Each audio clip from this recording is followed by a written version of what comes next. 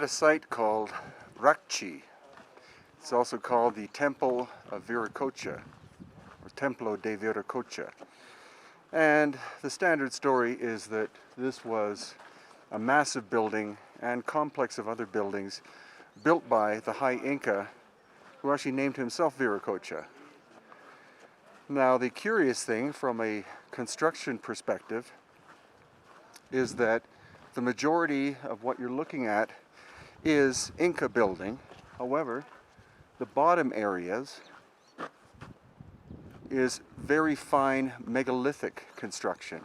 And so it seems kind of clear to me that what we're in fact looking at is we're looking at the ruins of a very ancient structure, very much pre-Inca, and that the High Inca Viracocha decided to basically recycle this spot, or he wanted a building built on top of the ancient ruins, and most of it is adobe construction, which is, contrary to what many people believe, is typical Inca building.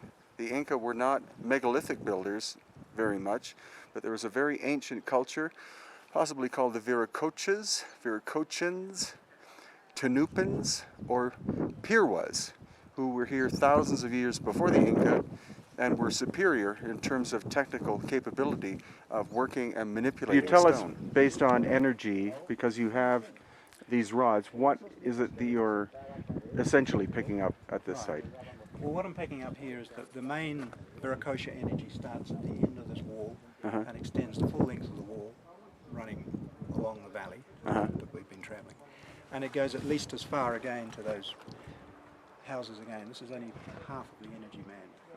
So it could have even continued further along there in the past. But it's about 140 metres wide, and it's a big yang energy going down the valley.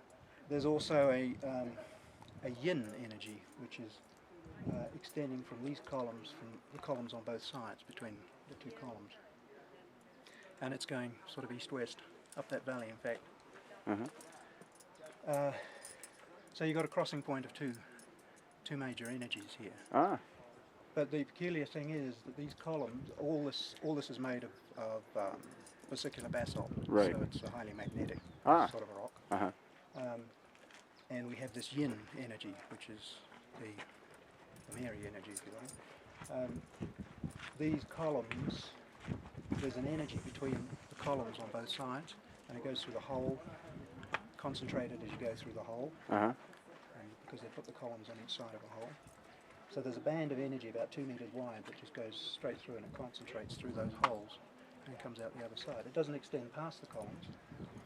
So they've manipulated the energy in some way by amplifying certain bands within the main Viracocha band, but we don't know why or what it would have originally looked like, but it's like a great energy machine. Oh, really? Yeah.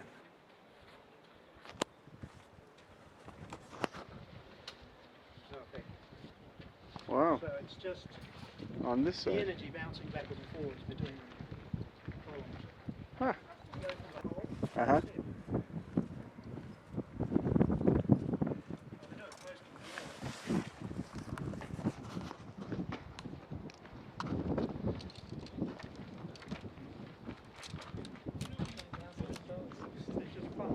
Wow, right through the wall. Deflect every time I hit a peak in the band. So each one of these is a band. It's like a sine wave. You get the positives and the negatives throughout the band. And if I walk this way,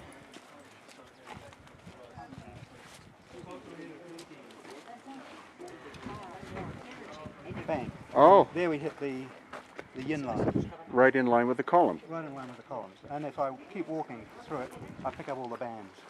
Again, all the yin bands. Wow. And it'll go.